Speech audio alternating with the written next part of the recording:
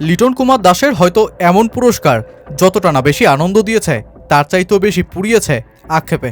City group প্রথম আলো ক্রীড়া পুরস্কারের জন্য ঠিক যেই সালটাতে অসাধারণ পারফরমেন্স করার জন্য লিটন কুমার দাসের হাতে উঠেছে বর্ষসেরা ক্রীড়াবিদ রানার আপের পুরস্কার, সেই 2022 সালটা এলকেডির এখন শুধুই অতীত। অফর্ম, বাজে পারফরমেন্স, দেশজুড়ে তীব্র সমালোচনা কাটিয়ে লিটন উড়েছিলেন 2022-এ। কিন্তু ঠিক যতটা গতিতে তার পারফরমেন্সের গ্রাফ হয়েছিল ঊর্ধ্বমুখী, ঠিক ততটা গতিতেই মুখ থুবড়ে পড়েছেন এই উইকেটকিপার ব্যাটার। তাই তো প্রশ্ন ঠিক জোরে সোরে উঠছে, বাংলাদেশের ক্রিকেটাররা ঠিক কেন মেধার পরিপূর্ণ বিকাশে হন ব্যর্থ?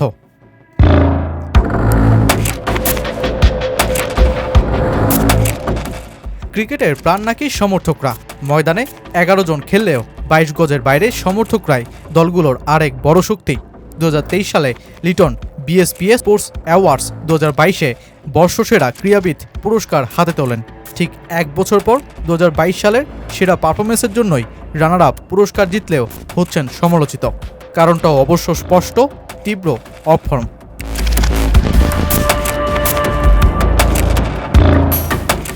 দু সালে লিটন কুমার দাস রীতিমতো কাঁপিয়ে দিয়েছিলেন। 3 ফরম্যাটে 42 ম্যাচ খেলে 1921 রান তোলা লিটন সেই ক্যালেন্ডার ইয়ারে বাবর আজমের চাইতেই শুধু কম রান করেছিলেন, যা ছিল এক ক্যালেন্ডার বছরে বাংলাদেশের নতুন রেকর্ড। 10 টেস্টে 44 গড়ে 800 রান, 2 সেঞ্চুরি, 19 টি-20-তে 28 গড়ে 544 রান, আর ওয়ানডেতে 13 ম্যাচে 52 গড়ে 577 রান। কিন্তু ঠিক এর এক বছর ঘুরতে না ঘুরতেই মুদ্রার উল্টো পিঠটাও দেখে ফেললেন লিটন। শ্রীলঙ্কার বিপক্ষে টানা 2 ডাক মেরে দল থেকেই বাদ পড়ে যান। এক দশকের ওপর জাতীয় দলের হয়ে খেলা লিটনের যখন অভিজ্ঞতাকে সঙ্গী করে দলের হাল ধরার কথা, তখন তিনি উল্টো দলহারা।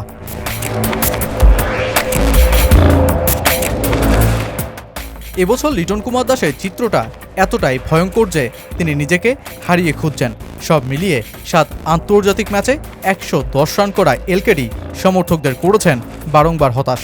সামনেই টি-20 বিশ্বকাপ, ওপেনিং পজিশনে অভিজ্ঞ লিটনকেই যে দলে চাই ম্যানেজমেন্টের।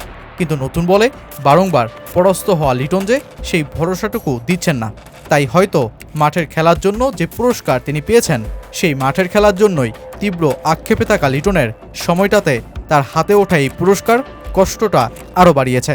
কিন্তু তবুও সমর্থকদের আশা, লিটন ফিরবেন উইলো হাতে, প্রতিপক্ষের দাঁত ভেঙে দিতে নামবেন নান্দনিক শট নিয়ে। তবে সেটা আবার কবে?